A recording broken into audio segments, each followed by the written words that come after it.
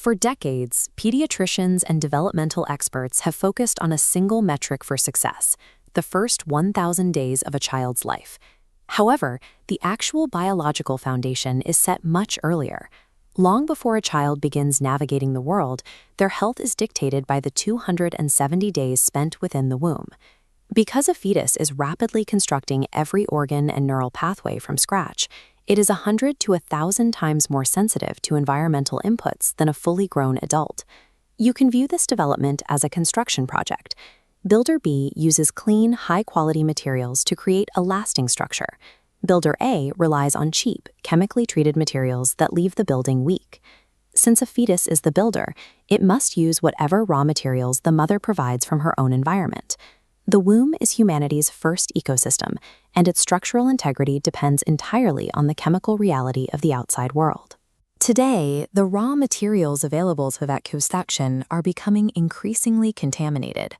In recent clinical studies, researchers have found microplastics physically embedded within human placentas and present in breast milk. In 2024, a major study detected these same microscopic plastic particles in 100% of the human testicular tissue tested. We are seeing the consequences of this infiltration in a sharp rise in functional infertility, where couples struggle to conceive even without a clear genetic cause.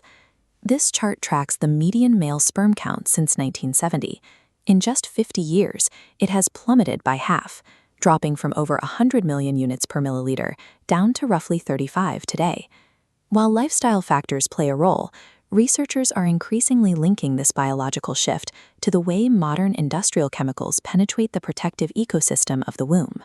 The substances most frequently implicated in this damage are endocrine disruptors, a category that includes common additives like phthalates, BPA, and the forever chemicals known as PFAS. These chemicals operate by mimicking or blocking the body's natural messengers. They essentially hijack cellular hormone receptors, flooding the system with false signals that override the body's internal instructions. For a developing fetus, this interference can be permanent. Exposure during the first trimester can stunt reproductive capacity and cause a lifelong drop in testosterone before the child is even born. These substances are rewriting human developmental biology, creating consequences that persist across multiple generations. We interact with these disruptors every day through two primary delivery systems: personal care products and agricultural pesticides. Most people assume the skin is a barrier, but cosmetics often bypass the body's digestive filters. Lotions, perfumes, and shampoos allow chemicals to absorb directly into the bloodstream. On the agricultural side, the exposure is massive. In the United States alone, industrial farms apply over 300 million pounds of pesticides to crops every year. These chemicals are designed to be resilient. They impregnate the cellular structure of the produce itself, meaning the toxins cannot be simply rinsed away in the sink.